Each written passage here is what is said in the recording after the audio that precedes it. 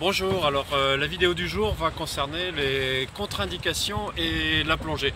J'ai eu plusieurs questions sur la chaîne, j'ai un problème à la trompe de Stache, est-ce que je peux me lancer dans la plongée? J'ai la maladie des os de verre, est-ce que je peux me lancer dans le métier de moniteur de plongée?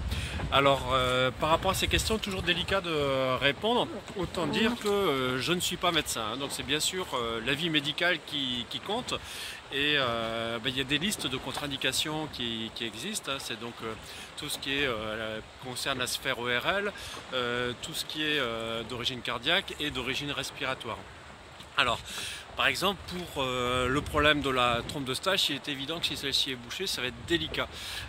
Pour le problème de la maladie des os de verre, c'est évident que si pour une pratique de loisir, c'est quelque chose qui pourrait être acceptable, hein. Encore une fois, là, ça va dépendre de l'avis du médecin.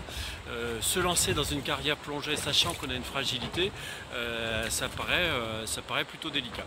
Hein, donc par rapport à ça, bien sûr, regarder la liste des contre-indications et poser la question à son médecin, si possible un médecin hyperbare qui connaît les contraintes de la plongée, parce que tous les médecins ne connaissent pas ces contraintes.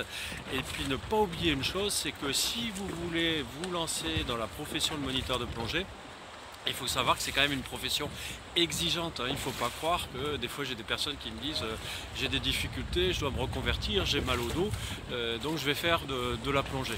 Et bien c'est pas forcément le meilleur choix, puisque dans la plongée justement on est contraint à du matériel qui est lourd, et surtout quand on passe de l'autre côté de la barrière et qu'on devient moniteur, et ben on passe de l'autre côté de la barrière avec tout ce qui est préparatif, et donc justement encore plus de port de charges lourdes. Donc c'est partir avec un handicap que d'avoir une difficulté médicale ou physique.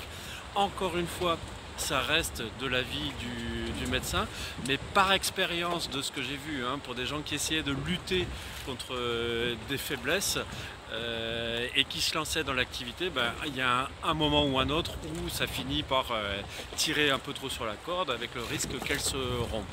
Donc mon meilleur conseil, bien sûr, vous pouvez me poser les questions, mais allez voir des spécialistes, éventuellement plusieurs, ne leur cachez rien, hein, pour savoir ce qu'il en est exactement. Et par rapport à ce qui est marqué dans les contre-indications, attention aussi à ce que peuvent écrire certains médecins, hein, qui bien sûr prennent un parapluie, et c'est logique, pour ne prendre aucun risque, mais encore une fois, c'est à voir au cas par cas. Voilà, mais si vous avez d'autres questions, n'hésitez pas à en poser, hein, par un commentaire sur cette vidéo, un petit coup de téléphone, un petit mail, un petit post sur Facebook. Si cette vidéo vous a plu, cliquez sur j'aime. Si elle vous a pas plu, cliquez sur j'aime pas. Vous voulez en voir d'autres, abonnez-vous sur notre chaîne YouTube Aquadomia One. À bientôt.